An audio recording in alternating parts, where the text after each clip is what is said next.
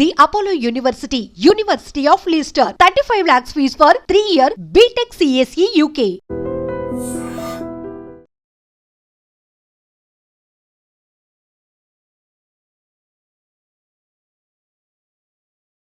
Welcome to iDream media.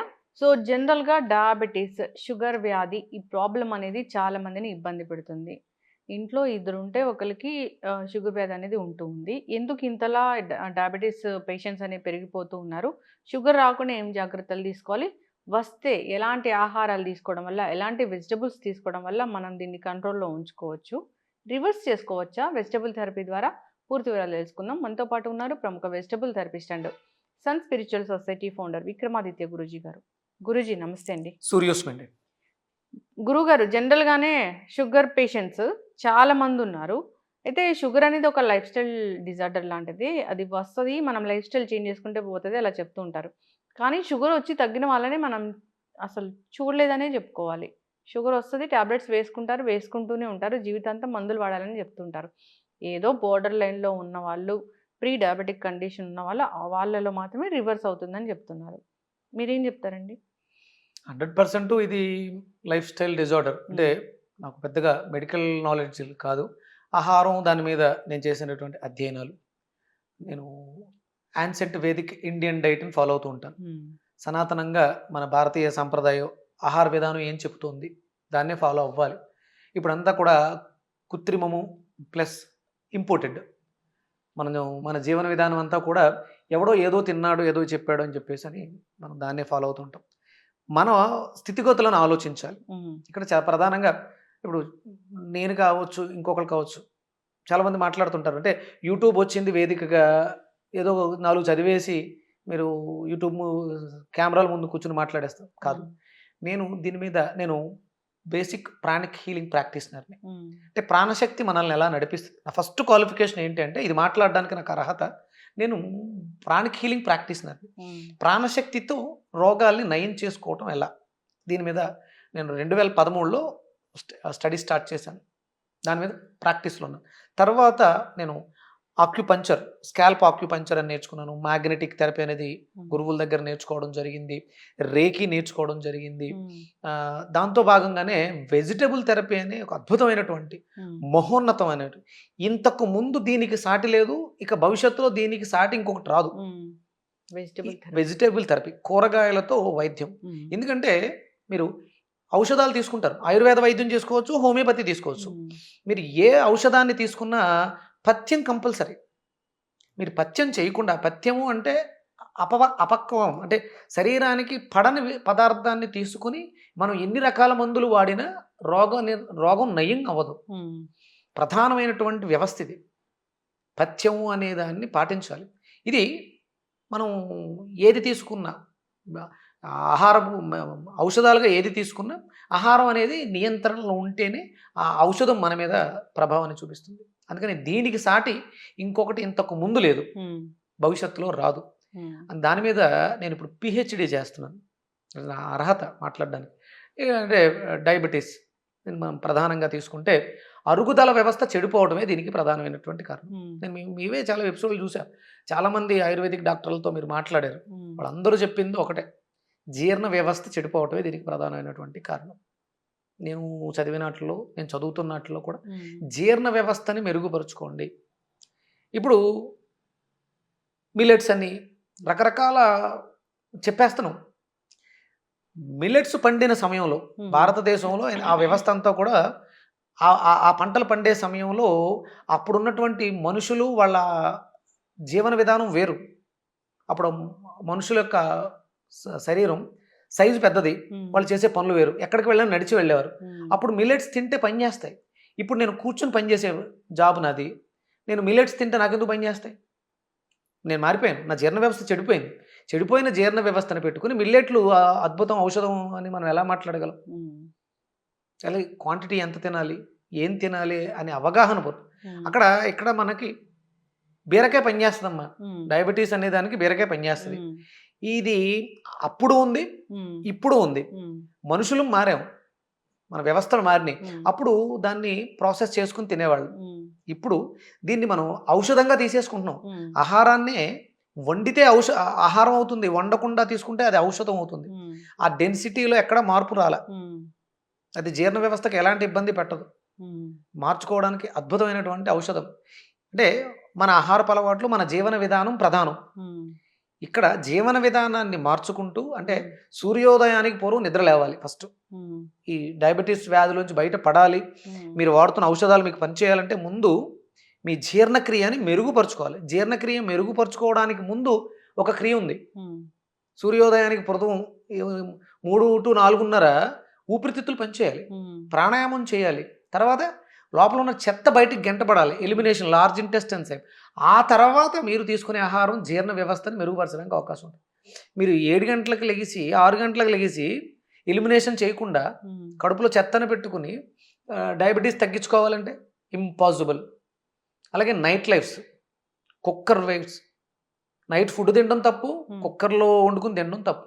ఇవి మాననంత వరకు diabetes తగ్గదు. అంటే కుక్కర్లో అసలు వండుకోకూడదా? అసలు అంటే ప్రెషర్ కుక్కర్, అల్యూమినియం బాండీస్ ఇవి మనవి కాదు, మనకి కాదు. మట్టి కుండలు లేదు, మట్టి కుండలు పగిలిపోతేనే కుదరదు. కనీసం స్టీల్, మనకి దానివల్ల లాభం లేదు, నష్టం లేదు. పదార్థాలు ఏమైనా ఉంటే పోషకాలు అవి మనకు ఉపయోగపడతాయి అంతే. అది కూడా సూర్యాస్తమైన తర్వాత ఎలాంటి ఆహారాన్ని తీసుకోకూడదు, తినదగినది ఏదీ లేదు. సూర్యాస్తమైన తర్వాత తాగాలి, పానం చేయాలి అంతే. మధ్యాహ్నం భోజనం చేయాలి, ఉదయం ఫలాహారం. ఫలహారం అంటే టిఫిన్ కాదు, ఫల ఆహారము, పళ్ళు, సీజనల్గా వచ్చే ఫ్రూట్స్, వీటిల్నే తినాలి. మధ్యాహ్నం సాత్వికమైనటువంటి ఆహారాన్ని, ఆ ప్రాసెస్ అంటే విపరీతమైన ప్రాసెస్ చేస్తే మళ్ళీ అది రజోగుణంగా మారిపోతుంది. తక్కువ ప్రాసెస్ చేయాలి, తేలికగా జీర్ణం అవ్వడానికి అనుగుగా. అది శుభ్రంగా కడుపు నిండా. ఇప్పుడున్నటువంటి జనరేషన్కి తేలికగా జీర్ణం అవ్వాలంటే మిల్లెట్స్ ఇలాంటివి మనకు అంత ఈజీగా డైజెస్ట్ అవ్వవు. ఎందుకంటే మనకు అంత పెద్ద శారీరక శ్రమ లేదు. కాబట్టి తేలికగా జీర్ణం అన్నమే, బియ్యమే అవుతాయి. తక్కువ పాలిష్ పెట్టుకుని అన్నం తక్కువగా పెట్టుకుని నెంబర్ ఆఫ్ ఐటమ్స్, కూరలు, కర్రీస్ ఇవి పెట్టుకోవాలి. డయాబెటీస్తో ఎవరైతే బాధపడుతున్నారో కందిపప్పుని, మినపప్పుని అవాయిడ్ చేయాలి. ఎందుకంటే అందులో హై ప్రోటీన్ మీకు ఎక్సెస్ ఇన్సులిన్గా మారుతుంది. ఎక్సెస్ ప్రోటీన్ ఇన్సులిన్ అవుతుందని డాక్టర్లు కూడా చెప్తున్నారు. మీరు చేస్తున్న పనికి మీకు ఎంత ప్రోటీన్ అవసరం అది మాత్రమే తీసుకోవాలి. ఇందులోంచి బయటికి రావాలి అనుకుంటే, డయాబెటీస్ అనే వ్యాధిలోంచి మీరు బయటికి రావాలంటే ఇవన్నీ తూచా తప్పకుండా పాటించాలి. సూర్యోదయానికి పూర్వమే నిద్ర లేవాలి. మీ శరీరంలో మణిపూరక చక్రం పనిచేయటం దీనికి ప్రధానమైనటువంటి కారణం. మణిపూరకం, నాభి, దీనికి అగ్నిబీజం. అంటే మీ శరీరంలో అగ్ని తగ్గింది, అందుకని తిన్న ఆహారం జీర్ణం అవ్వక, పచనం అవ్వక అది మిగిలిపోయి మనకి డయాబెటీస్ రీడింగ్స్ ఎక్కువ రావడానికి అవకాశం ఉంది. కానీ జీర్ణ వ్యవస్థను మెరుగుపరుచుకోవాలంటే కంపల్సరీ శారీరక శ్రమ అవసరం. అది సూర్యోదయానికి పూర్వం. సూర్యోదయం తర్వాత ఫలాహారం, మధ్యాహ్నం తృప్తిగా మంచి భోజనం, సాత్విక ఆహారం, మాంసాహారం, గుడ్లు. అంటే చాలా మంది నాన్ వెజ్ తినొద్దు అన్నారు, గుడ్డు తినొచ్చా? గుడ్డు కూడా తినకూడదు, కందిపప్పు కూడా తినకూడదు. మినపప్పుతో చేసినవి ఏవి కూడా, అంటే వడలు, అంటే మళ్ళీ ఇడ్లీ పర్వాలే, కొంత బియ్యంలో కలుస్తుంది, అందులో కార్బోహైడ్రేట్స్, ప్రోటీన్ ఉంటుంది, చట్నీలో ఫ్యాట్స్ ఉండే అవకాశం ఉంది. సమపాలలో తీసుకోండి, ఏది అతిగా తీసుకోవద్దు. శరీరానికి 3 బ్యాలెన్స్డ్గా ఉండాలి. మనకి ఇక్కడ నుంచి ఇక్కడ వరకు కఫం, ఇక్కడ నుంచి మొల వరకు పిత్తం, కిందకి వాతం, 3. ఇవి 3 బ్యాలెన్స్డ్గా ఉన్న మనిషి ఆరోగ్యంగా ఉంటాడు. ప్రతి దాని మీద దృష్టి పెట్టాలి. ఆ ఆహారం అనేది మనం బ్రతకటం కోసం తింటున్నాం, తినడం కోసం బ్రతకట్లేదు. ఓకే. రాత్రి మీరు ఎలాంటి ఘన పదార్థాలు, చపాతీలు కానీ, దోశలు కానీ, పరోటాలు కానీ, అసలు తినేది ఘన పదార్థం ఏది కూడా తినడానికి లేదు. ఆల్రెడీ డయాబెటిక్లో ఉన్న వాళ్ళకి, ఫ్రీ డయాబెటిక్లో ఉన్న వాళ్ళు ఈ జాగ్రత్తలు పాటిస్తే మీరు ఆ ముప్పు మీకు చేరకుండా ఉంటుంది. అలాగే ఎక్కువ ద్రవ పదార్థాలు ఎక్కువ తీసుకోండి, జ్యూసెస్ రూపంలో, వెజిటేబుల్స్, రా వెజిటేబుల్స్ ఇవి తీసుకోవడం ద్వారా ఈ ప్రమాదం నుంచి బయటకు రావడానికి, పూర్తిగా క్యూర్ అవ్వడానికి అవకాశం ఉంది. ఏదో ఒక 3 నెలలు చేస్తే పూర్తిగా పోతుందంటే దీన్ని పాటిస్తూ ఉంటే పోతుంది. ఇక మళ్ళీ జీవితంలో దాన్ని వచ్చే సూచనలు కూడా ఉండవు. ఇక మనకి వచ్చిన వాళ్ళు ఇబ్బంది పడుతున్నారు అనుకుంటే బీరకాయ దీనికి అద్భుతమైనటువంటి ఔషధం. అలాగే బూడిద గుమ్మడికాయ, డైజెషన్ సిస్టమ్ డ్యామేజ్ అవ్వడం వల్ల వస్తే బీరకాయ, బూడిద గుమ్మడికాయ కలిపి జ్యూస్ చేసుకుని తాగొచ్చు. మొన్నటి వరకు విడివిడిగా చెప్పాము. జీర్ణ వ్యవస్థ డ్యామేజ్ అయింది, గ్యాస్ట్రిక్ ప్రాబ్లం ఉంది, బూడిద గుమ్మడికాయ ఒకటి చెప్పు. తద్వారా డయాబెటిక్ వచ్చింది. కాబట్టి బీరకాయని, బూడిద గుమ్మడికాయని కలిపి తీసుకోవడం, జ్యూస్ చేసుకుని తాగడం, కొంచెం చిన్న అల్లం ముక్క వేసుకొని Mhm. మెత్తగా గ్రైండ్ చేసి డైలీ ఒక గ్లాస్, ఉదయం సాయంత్రం 2 పూట్ల ఒక గ్లాస్ జ్యూస్ తీసుకోండి. అలాగే సీజనల్గా దొరికే అన్ని ఫ్రూట్స్ ఫలాలు తినండి. డయాబెటిక్ పేషెంట్లు అరటిపళ్ళు తినొచ్చా, లేకపోతే ఫ్రూట్స్ తినొచ్చా, మామిడి పళ్ళు తినొచ్చా, అన్నీ తినొచ్చు. కానీ దానికి ఒక పద్ధతి ఉంది. ప్రాసెస్ చేసింది అంటే ఇడ్లీ తిని ఫ్రూట్స్ తినకూడదు. ఫ్రూట్స్ తిన్న వెంటనే వండినవేవి ఇడ్లీలు దోశలు తినకూడదు. ఆ గ్యాప్, ఫ్రూట్స్ తిన్నామంటే ఒక గంట గ్యాప్ ఇవ్వాలి. ఆ, ఈ ఈ నియమాలను పాటిస్తూ ఉంటే షుగర్ వ్యాధి అనేది మిమ్మల్ని ఇబ్బంది పెట్టకుండా ఉంటుంది. అలాగే ప్రాణాయామం చాలా అవసరం. ప్రాణాయామం చేయాలి. నాభి మీద దృష్టి పెట్టండి, మణిపూరక చక్రం మీద దృష్టి పెట్టండి. ఏదైనా తిన్న తర్వాత పొట్ట మీద చెయ్యి వేసుకుని ఈ మంత్రాన్ని జీర్ణం జీర్ణం వాతాపి జీర్ణం, ఈ మంత్రాన్ని అగస్త్యుల వారు ఇవ్వడం జరిగింది అరుగుదలని మెరుగుపరచుకోవడానికి. పూర్వం చిన్నపిల్లలకి పాలు పట్టిన తర్వాత తల్లి పొట్ట మీద చేసి ఆ మాటని మిగతా కార్యక్రమాలు చేసేది. ఇప్పుడు దాన్ని పూర్తిగా మర్చిపోయారు. ఇక చిన్నప్పటి నుంచి షుగర్లు పెరిగిపోతూ ఉన్నాయి. మనం ancient Vedic Indian diet, Leo diet centres start చేస్తున్నాను. పూర్తిగా అవగాహన కావాలి జనాలకి. షుగర్ నుంచి బయటపడాలి అంటే మీరు చాలా జాగ్రత్తగా నేను చెప్పినటువంటి ఈ విధానాన్ని పాటించండి. మాంసాహారాన్ని పూర్తిగా విసర్జించండి. జిహ్వా, నాలికని అదుపు చేసుకుంటే, అంటే ఎదుటి వ్యక్తిని దూషించడం అవ్వచ్చు, మనం తీసుకునే ఆహారం కావచ్చు. జిహ్వా చాపల్యం అంటే అది. నోరు మంచిదైతే పొట్ట ఊరు మంచిది అవుతుంది. మనం నోటితో అందరినీ దూషిస్తూ ఉంటే మనకు సొసైటీలో వాల్యూస్ ఉండవు. మనం జీవితంలో ఎదగాలి అంటే సాధన చేయాలి. అంటే డాక్టరు అంటే వైద్యాన్ని బోధిస్తున్నాడంటే వైద్యో నారాయణో హరి అంటే నేను సాధకుండా అయి ఉండాలి, నేను నియమాలు పాటిస్తుండాలి. నేను ఓవర్ వెయిట్ ఉండి నేను ట్యాబ్లెట్లు అవి మింగుతూ నేను మీకు డైట్ సెంటర్ పెట్టాను రండి అంటే కాదు. అందుకని నేను పాటిస్తున్నాను Leo living energetic organ diet, Vedic ancient Indian diet. మన దానికి ప్రమాణం ఏంటంటే వేదం. షుగర్ వ్యాధిని ఎదుర్కోవడానికి వేదంలో అద్భుతమైనటువంటి సూత్రాలు చెప్పబడి ఉన్నాయి. నేను వేదిక్ యూనివర్సిటీ స్కాలర్ని.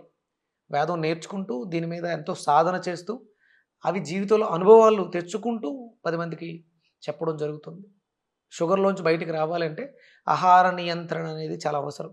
మాంసాహారాన్ని పూర్తిగా విసర్జించండి. మాంసపు కృతులను కూడా ఎక్కువగా తీసుకోకండి. బీరకాయ బాగా పనిచేస్తుంది షుగర్ పేషెంట్స్కి. సో బూడిద గుమ్మడికాయ కూడా పనిచేస్తుంది, తీసుకోవాలని కోరుకుందాం. అంతేకాకుండా గురూజీ, మీరు చెప్పిన జీవన విధానంలో మార్పులు అనేవి చేసుకోవాలి. ఉదయాన్నే నిద్ర లేవాలి.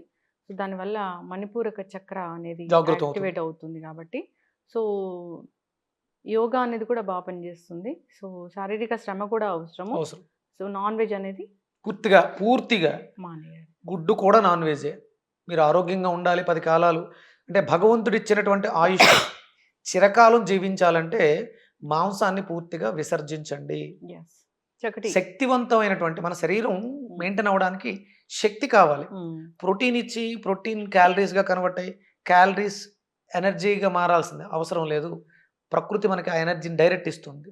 ఆ ఎనర్జీ పదార్థాలు తీసుకోండి, ఆరోగ్యంగా జీవించండి. చక్కగా చెప్పారు గురూజీ. ఫాలో అవ్వాలని కోరుకుందామండి. ఎందుకంటే అందరిలో ఒక డయాబెటిక్ పేషెంట్ అయినా ఉంటూ ఉన్నారు. డయాబెటీస్ ఉంది లేదు అని కాదు, ఉదయాన్నే నిద్ర లేవడం అనేది ఎవరికైనా మంచిదే ఆరోగ్యానికి. సో దానివల్ల బ్రెయిన్ కూడా చాలా షార్ప్గా పనిచేస్తుంది. మనం ఆ రోజంతా చాలా యాక్టివ్గా ఉంటాము. ట్రై చేయడానికే చాలా కష్టం. అంటే ఇన్ ద సెన్స్ ఇది ఎప్పుడు వస్తుంది అంటే అమ్మా, పొద్దుట ఎందుకు మెలకు రావట్లేదు అంటే ఆఫ్టర్ 7 తింటున్నాం. ఆ తిన్నది జీర్ణం అయిన తర్వాత సెల్ఫ్ హీలింగ్ బాడీ చేసుకుని లేవడానికి టైం సరిపోవట్లేదు.